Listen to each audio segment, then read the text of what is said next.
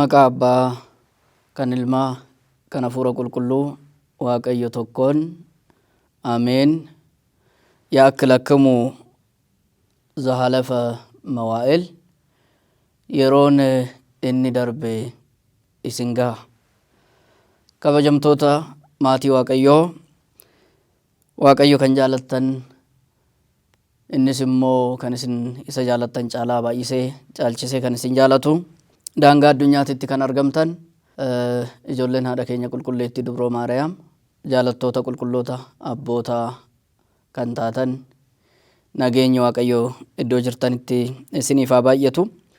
Egaa Waaqayyoon gooftaan keenya yeroo keenya isa darbee bara keenya isa darbe irratti guyyaa kana dabalee eeguu isaatiin, tiksuu isaatiin nu faana bu'ee osoo nurraan addan bahine arjummaa isaatiin, eegumsa isaatiin nu tursiisee guyyaa kana waan nu argisiiseef tsooma gooftaa keenya fayyisaa keenya Yesuus Kiristoos isa inni nuuf fakkeenya ta'uudhaaf tsoomee, lagannaa isa inni anaaf isiniif fakkeenya ta'uudhaaf lagate akka tsoomnutiif guyyaa kanaan kan nu gahe, guyyaa kanas kan nu agarsiise, maqaan isaa kan galatoome, kan ulfaate nuuf haa ta'u.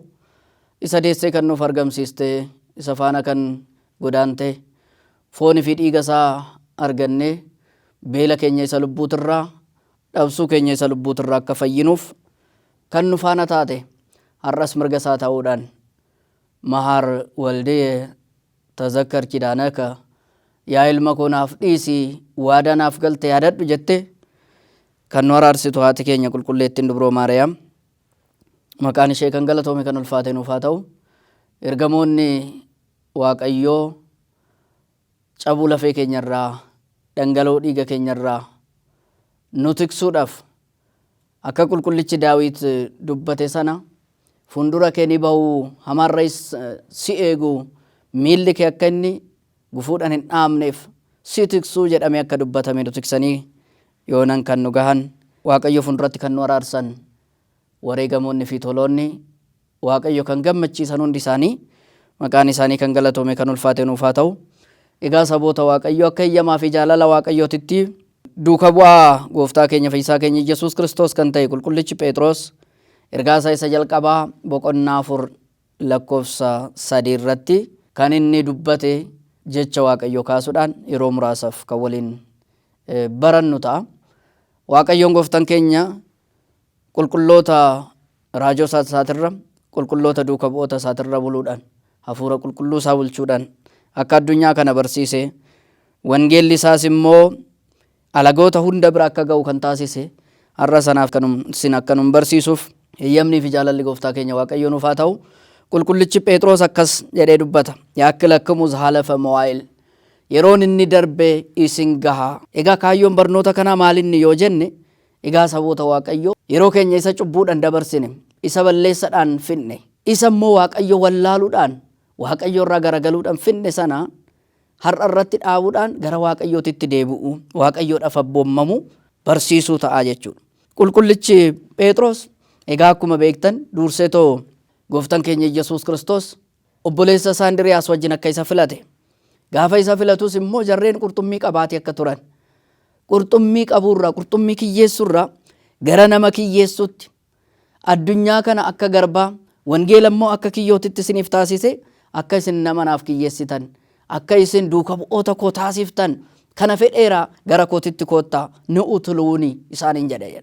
Kanaa booda gooftaa keenya Yesuus Kiristoos duukaa bu'anii hanga xumuratitti namoota turan keessaa qorumsa baay'ee darbuudhaan yeroo 3 gooftaa keenya Yesuus Kiristoos yoo gane illee liiqa hawaariyaat duuka bu'ootaaf isa hanga'aa yookaan immoo duree duuka bu'ootaa jedhame hanga waamamuutitti, hanga kabaja kanaatitti gooftaa keenya Yesuus Kiristoos faana kan ga'eedha. Isaan filatame fitsuminnati isa jennu saniitiif guutummaadhaaf kan ga'e keessa duuka bu'oota gaan keessaa isa jalqabaa ta'uusa in hubanna.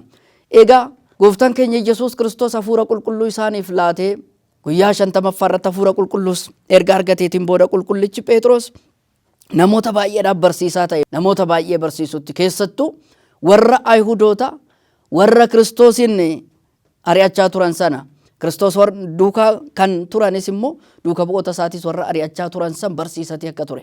Guyyaa tokkootiin namoota 3,000 ta'aniif ragaa bahe isaanis minta nigbara hawina. Yaa obboloota keenya maal gochuu qabna? Maal raawwachuu qabna? Hanga jedhanitti gahanii Yesuus Kiristoos duukaa akka isaan bu'an akka isaan taasise. Akka maqaa Yesuus Kiristoositiin cuuphaman.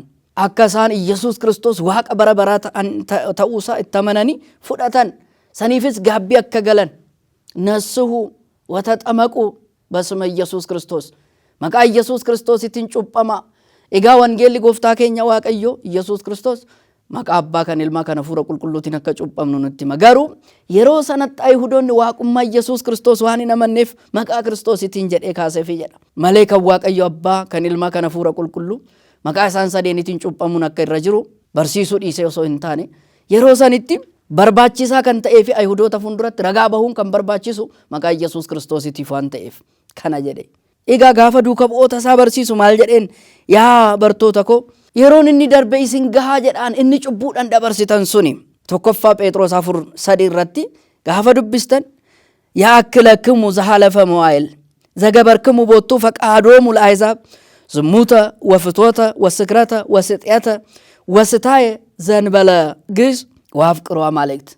Inni darbe sun isin gahaa erga jedheetiin booda fedha warra alagaa kan ta'an, fedha warra Waaqayyo hin beekne kan ta'an, fedha foon addunyaatiin kan jiraatan, fedha namoota sanii kan raawwattan yeroon sun isin gahaa jedheen. Yeroon sun beekumsa dhabuudhanis haa ta'u, beekaniitis haa ta'u darbeera. Har'a garuu Waaqayyoon gara isaatitti uummata isaa waamatii akka jiru, gara isaatitti akka deebi'aniif waamatii akka jiru qulqullichi Phexros waamicha isaaniif taasise.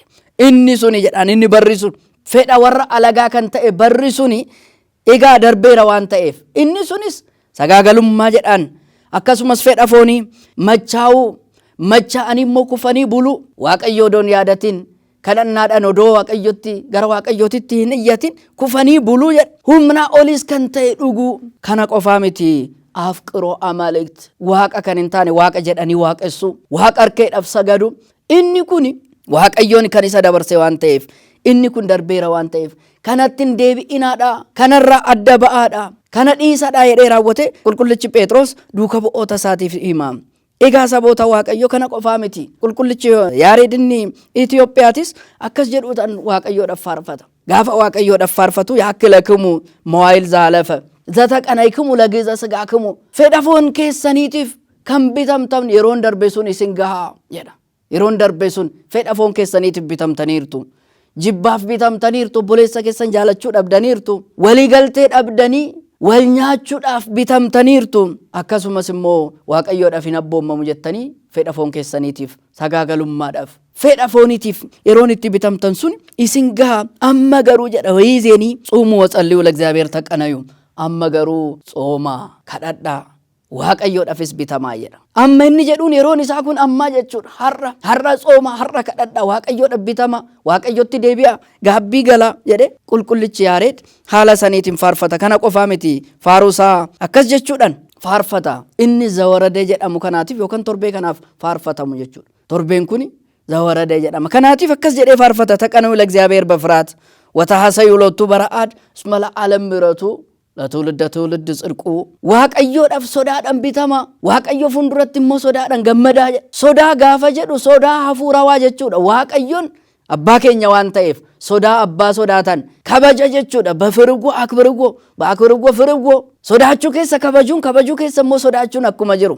Kanaatiif sodaa Waaqayyootiif ta'uutiin sodaa abbaa ofiitiif ta'uutiin isa sodaadha isa keessattis immoo gammadaa. Erga jedheetiin booda ceesisaa isa tokkoffaa keessatti ንጹም ጾመ ወናፍቅር ቢጻና ወነትፋቀር በበይናቲና ጾሚ ጾምኑ ብሎታ ከኛስ ያጃላኑ ወሊ ከኛስ ወላ ጃላኑ ጀዳ ወሊ ከኛስ ወላ ጃላኑ ኤጋ ሰቦታ ዋቀዮ ጋፋ ጉያ ከነ ያደኑ ዮከንሞ ዘወረደ ኢሳ ጀዳሙ ከነ ጋፋ ያደኑ ቡኢሳ ጀቹዳ ጀዳ ቡኡ ጀቹዳ ዘወረደ እኒ ጀዳሙ ዮከን ቡኡ ጀዳሜት አከስቲ ሂከሙ ደንዳ ሂካ ከለቲትን ዘወረደ ዮከን ከምቡ ጀቹን ደንዳም akkas jedhame kan hiikamuudha. Inni kun immoo maal ibsa yoo jenne inni bu'u baay'ee yoo ta'e illee samiitirraa kan dhufe dubra Maariyaam irraa kan dhalate cubbuu keenya balleessuudhaaf qaraanii irratti kan nuuf fannifame waa'ee bu'aatii gooftaa keenya Yesuus Kiristoos isa sana ibsaa jechuudha. Bu'aatii gooftaa keenya Yesuus Kiristoos kan keessatti hubannuudha. Torbeen inni jalqabaa kuni tsooma guddicha gooftaa keenya Yesuus Kiristoos keessatti torbee isa jalqabaa gaafa yaadannu zawarada inni jedhamee too afaan Gi'iziitti dubbatameef kuni yookaan abbootonni keenya zawarada inni jedhanii too moggaasan kuni dhufaatii gooftaa keenya Yesuus Kiristoos bu'uusaa nuu ibsa akka qulqullichi Yohaannis wangeela gooftaa keenya Yesuus Kiristoos keessatti dubbate sana wangeela Yohaannis boqonnaa 3 irratti alboza arge usta samayaa zanbala zawaradam samayaat inni gara samiititti ol ba'e inni biraan jiru isuma samiidhaa gadi dhufe sana malee jedha. Jecha Waaqayyo kan jedhamu jecha Waaqayyo Abbaa qaala Aab qaala Manfas Qidduus inni jedhamu sun Yesuus Kiristoos akka ta'e ibsaa jechuudha. Waa'ee bu'uusaa kan itti hubannuudha. Waa'ee samiirraa dhufuu isaa kan itti hubannuudha jechuudha. Egaa kana keessatti wanti baay'inaan nuti yookaan caalchisnee hubachuun nu barbaachisu Yesuus Kiristoos samiirraa maaliif gadi dhufe? Maaliif bu'uun barbaachise? Bu'uun isaa suni qulqullichi Abbaa Hiriyaaqos akka nu ibsutti fiqri sahabola walda yaalamman baru waabxoos kalamoot Yesuus Kiristoos samiirraa gadi akka inni bu'u kan taasise gara keenyatti akka inni dhufu kan taasise jaalalaadha jedha. Kanaaf qulqullichi immoo gaafa faarfatu ni tsoome wanaaf qirbii tsaana wanti faa qarba baynaatina gaafa tsoomii tsoomnu jedhe gaafa tsoomii tsoomnu gaafa waa'ee tsoomii kana yaadannu waa'ee jaalalaa yaadanna. Yesuus Kiristoos nu jaalate osoo nu umtu isan jaalatini otoo nuti diina isaa taanee jirru jedha qulqullichi Phaawulos wanza xaruun hina ለእግዚአብሔር ተሳለነ በሞተ ወልዱ nuti isaaf diinota taanee osoo jirru jedha. Nuti Waaqayyo gammachiisuu dadhabnee dadhaboota taanee gaafa jirru jaalala isaa baruu dadhabnee gaafa jirru inni garuu nuuf ilma isaa nuuf ergee ilmi isaatis immoo nu fayyise. Qulqullichi Yohaannis akka dubbatu sana jechuudha wangeela isaati irratti wangeela Yesuus Kiristoos sagalee Yesuus Kiristoos gaafa ibsu እስመ ከመዛፍ ቀሮ እግዚአብሔር ለዓለም እስከ ወልዶ ዋሂደ መጠወ ወሀበ ቤዛ ለኩሉ ilma namaa hundumaaf akka inni fayyisaa ta'uutiif ilma isaa tokkicha ergee jedha wangeela Yohaannis boqonnaa 3:16 irratti ilma isaa tokkicha kan ta'e akkanumatti addunyaa waan jaalateef addunyaan dhugaa qabaatee osoo hin taane addunyaan tolummaa qabaatee osoo hin taane Waaqayyoon tolaa waan ta'eef Waaqayyoon abbaa jaalalaa waan ta'eef addunyaa fayyisuudhaaf ofuma isaatiif akkumatti ilma isaa ergee jedha. Egaa saboota Waaqayyo kana yaadachuutu barbaachisaadha as keessatti. Isa darbe kan jedhu san dhiisuutu barbaachisaadha. Namummaa keenya isa darbe isa dulloome sana isa cubbuudhaan dulloome sana dhiisuun barbaachisaadha. Isa haaraa ta'e uffata keenya haaraa Kiristoosin uffachuu Yesuusin uffachuun barbaachisaadha. Isaanis itti fufuun barbaachisaadha. Kanaaf qulqullichi yaakkilakumu zahalafa mawaa'il inni darbe suni barri keessan isin gaheeraa jedha. Waaqayyoon dhiifamaan dabarseera. Waan isin dinqu qulqullichi Luqaas hojii duuka bu'ootaa gaafa barreessu isa darbe sana Waaqayyoon dhiiseeraa jedha yookaan immoo dabarseera. ወዘቀዲሙሰ መዋዕል ዘኢያእምሮ አሰሰለ እግዚአብሔር ወይዜ ባሕቱ አዘዘ ለኩሉ ሰብ ይነስሁ በኩለሄ isa darbe sana jedha qulqullichi hojii duuka bu'ootaa boqonnaa 17 lakkoofsa 30 irratti isa san Waaqayyoon dabarseera. Isa nuti hammeenya hin jiraanne sana isa nuti obboloota keenya dhiibuudhaan jiraanne sana isa nuti jaalala dhabuudhaan jiraanne sana isa nuti Waaqayyoorra yookaan immoo Waaqayyoof ragaa bahurra namaaf ragaa bahaatii turre sana kabaja Waaqayyoorraa fedhuurra namarraa kabaja fedhaatii itti turre sana bara san Waaqayyoon dabarseera yeroo san dabarseera. Amma garuu wayizee baay'attuu azaza lakullu sab yinassuhu bakullahee nama hundumaaf iddoo hunduma jiranittidha. Bakullahee inni jedhu sun iddoo jiran hundumattu addunyaa guututti akka isaan gaabbii galaniif akka gara Waaqayyootitti deebi'anii fi Waaqayyoon amma ajajeeraa jedha. Anaaf isin Waaqayyoon har'a nu ajajeera. Saboota Waaqayyoo yeroo keenya isa sirbaan dabarsine sana isa gammachuu haala hin qabneetiin yookaan gammachuu hanga hin qabne gammachuu addunyaawatiin dabarsine sanaatiin isa sanaaf amma gara Waaqayyootitti akka deebinu galataan gara isaatti akka deebinu gaabbiidhaan akka isatti deebinu boo'ichaan akka isatti deebinu akka qulqullichi Iyyu'eel jedhe sana laphee keessan malee uffata keessan hin tarsaasina amma gara Waaqayyootitti boo'ichaa fi tsoomiidhaan deebi'a akka jedhe sana yeroo nuti gara Waaqayyootitti deebinu ammaadha. Waaqayyoon fayyinaaf guyyaan inni nuuf kenne har'aadha. Har'a deebi'uutu barbaachisaadha. Isa samiirraa nuuf bu'e yaadachuudhaan isa dubro Maariyaam irraa nuuf dhalate yaadachuudhaan anaaf isiniif fakkeenya ta'uudhaaf isa tsoome Yesuus Kiristoos yaadachuudhaan inni cubbuu qabaateetii miti. Cubbuun isarra jiraate balleessan isaa akka isaaf dhiqamuufi miti. Kanaafi miti saboota Waaqayyo. Anaaf isiniif fakkeenya ta'uudhaaf. Kamazi gibaru, kamazi maharu, akka kanatti barsiisa, akka kanattis hojjedhaa jechuudhaaf inni anarraa baradhaa jedhe. Wangeela isaa inni Maatewos barreesse boqonnaa 11 lakkoofsa 29 gaafa laaltan anarraa baradhaa jedha. Wanti inni nu barsiisne hin jiru addunyaa kanarratti. Wanti inni nutti agarsiisne hin jiru. Hunduma isaa nuuf fakkeenya ta'uudhaaf. Tsoomuun isaa nuuf fakkeenya ta'uudhaaf. Kadhachuun isaa nuuf fakkeenya ta'uudhaaf. Iddoo Geetesemaanii keessatti hanga dafqi isaa akka dhiigatitti lafarratti bu'uutitti iddoo sanatti sagadaatii kadhachuun isaa anaaf isiniif fakkeenya ta'uudhaaf. Qorumsa keessa akka baataniif, qorumsa fooniin isinitti dhufu, qorumsa lubbuudhaan isinitti dhufu, isa sana akka injifattaniif jabaattanii kadhachuu barbaachisaa jedha. Jabaattanii kadhachuun barbaachisaadha jedha. Kanaatiif gooftaan keenya Waaqayyoon isa darbe akka nuuf dhiisuuf, isa dhufu immoo cubburraa akka nu eeguufi har'umaa jalqabne of deebisuun barbaachisaadha. Egaa guyyaa kana zawaradee jenneetoo inni yaadanne sun tsooma torbee isa jalqaba gooftaan keenya Yesuus Kiristoos samiirraa bu'uun isaa kan itti yaadatamudha. Eega akkas ta'e saboota Waaqayyo akkamittiin tsoomuun barbaachisaadha. Akkamittiin tsoomna, akkamittiin laganna.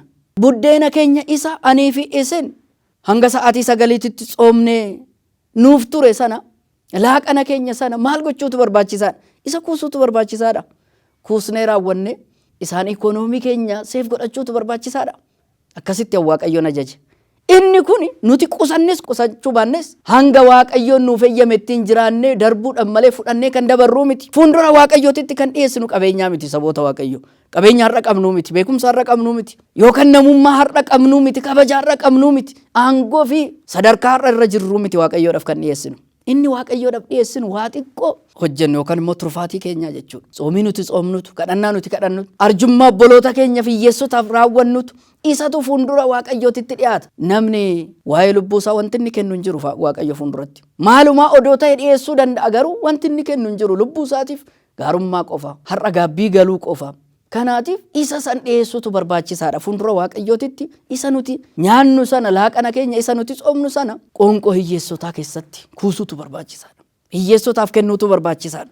Nyaata keenya sana maqaa qulqulloota abboota keenyatiin obboloota keenyaaf arjummaa taasisnee kennuutu barbaachisaadha. Akkasitti tsoomuun barbaachisaadha. Sanirraa kanaaf immoo obboloota keenyaaf gaarii taasisuutu barbaachisaadha. Hojjettoota mana keenya keessa jiraniif namoota xixiqqoo ta'an namoota hojjisiisnuuf qulqullichi Isaayyaas akka dubbatu sana tsooma akkasii kanan barbaadu ani jedhe.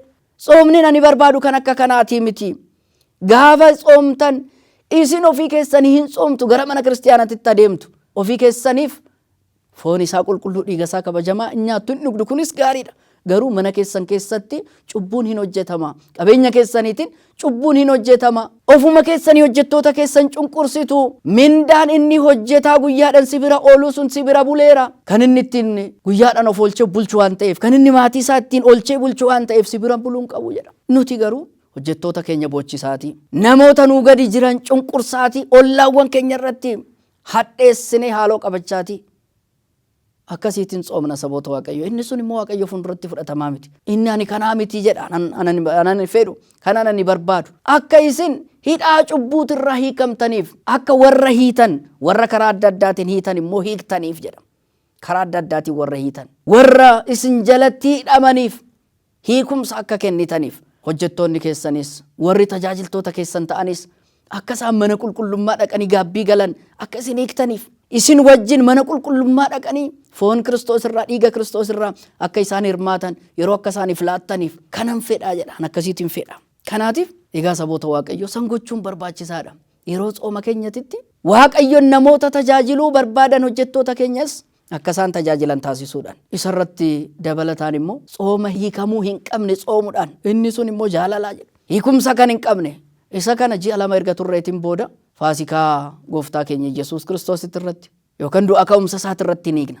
Garuu jaalalli kan hiikatu miti. Laphee keenya keessa gaarummaan jiru kan hiikatu miti. Yeroo hundumaayyuu kan raawwatamu jechuudha. Yeroo hundumaa kan itti fufuudha inni sun. Kanaatiif san gochuudhaan Waaqayyoon gammachiisuutu barbaachisaadha. Egaa jireenya keenya keessatti yeroowwan nuuf kennaman kan itti fayyadamuun barbaachisaadha. Yeroo gaabbii Waaqayyoon nuuf kenne itti fayyadamuun barbaachisaadha. Tarii yeroo kan of yaadachuu dhiisuu dandeenya. Hojiin foonii baay'achuu danda'a. Har'a garuuf yaadachuun barbaachisaadha. Waaqayyoon akka isa yaadannuuf akka of yaadannuu fi yeroo kana dabalataan nuuf kenne waan ta'eef. Inni yeroo kanatti hin fayyadamne garuu gara Waaqayyootitti gaafa deeme gaabbii galuu hin danda'u. Gaabbii galeen deebi'a, soomeen deebi'a, maaloo kadhadheen deebi'a, maaloo arjummaa laadheen deebi'a. Akkas jechuun hin danda'amu saboota Waaqayyo. Duubattis deebi'uun hin jiru. Kanaatiif har'a irratti itti fayyadamuun barbaachisaadha. Yeroo keenya isa dabarsine sana yaadnee cubbuu keenya yaadnee boo'ichaan gara Waaqayyootitti akka deebinuuf iyyamnii fi jaalalli gooftaa keenya fayyisaa keenya Yesuus Kiristoos hunda keenyaaf haa ta'u. Soomicha isa guddaa kanas immoo soomnee akka sugaa argannuuf kan gatii gaarii nuuf kennisiisu Waaqayyo fuulduratti immoo aantumu burukaanuu la'aa bu'ee eebbifamtoota abbaa kootii kottaa mirga kootiin dhaabbadhaa kottaa jireenya bara bara argadhaa kan jedhu sana sagalee gooftaa keenya Yesuus Kiristoos akka itti dhageenyuuf iyyamnii fi jaalalli gooftaa keenya Waaqayyo nuuf haa ta'u.